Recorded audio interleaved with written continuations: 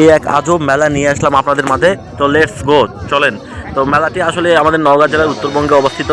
মেলাটিতে গেটে প্রবেশ করে দেখবেন আজব একটি নাম। আসলে মেলাটির মধ্যে সব আজব আজব জিনিস রয়েছে। আমি তো ভাবতে পারিনি যে এরকম হতে পারে মেলাটির ভিতরে। তো মেলাটির ভিতরে প্রবেশ করে দেখতে পেলাম একজন সাধু রয়েছে এখানে।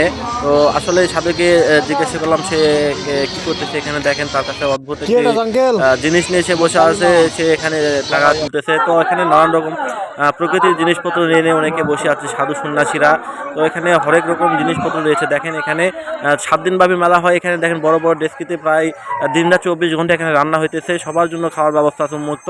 তো আসলে আরও অনেক কিছু রয়েছে এখানে। সব বিভিন্ন জায়গা থেকে সব সাধু সন্ন্যাসীরা এখানে আসে, এখানে থাকে, তারা গান বাজনা করে, রাতে মজমা করে। এখানে মানে একটা অন্যরকম একটা পরিবেশ। আসলে অবাক হয়ে যাবেন আপনারা আসলে দেখলে।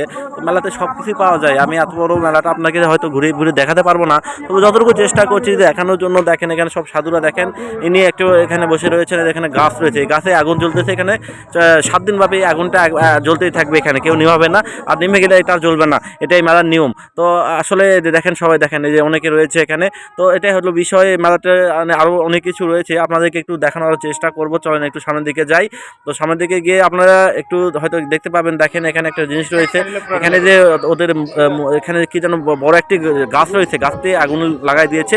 তারপরে এখানে রয়েছে নানান রকম চশমা রয়েছে, এখানে নানান রকম হাতের কাজের জিনিসপত্রগুলো রয়েছে। আরও রয়েছে এখানে ছোটো বাচ্চাদের খেলাধুলার জিনিস থেকে ধরে সব কিছু এভরিথিং রয়েছে। আর সব থেকে বড় আকর্ষণ হচ্ছে এখানে মিষ্টি। এখানে হরেক রকমের মিষ্টি রয়েছে, সাদা নানান রকমের 20 কেজি ওজনের মিষ্টিও রয়েছে এখানে। আপনারা দেখলে হয়তো অবাক হয়ে যাবেন, এত রকমের মিষ্টি, মাছ মিষ্টি, নানান রকমের মিষ্টি। সেই মিষ্টি নামগুলো হয়তো আমিও জানি না, আপনারা হয়তো দেখেননি কখনো। আসলেই খুব সুন্দর একটি লাগলো পরিবেশগুলো।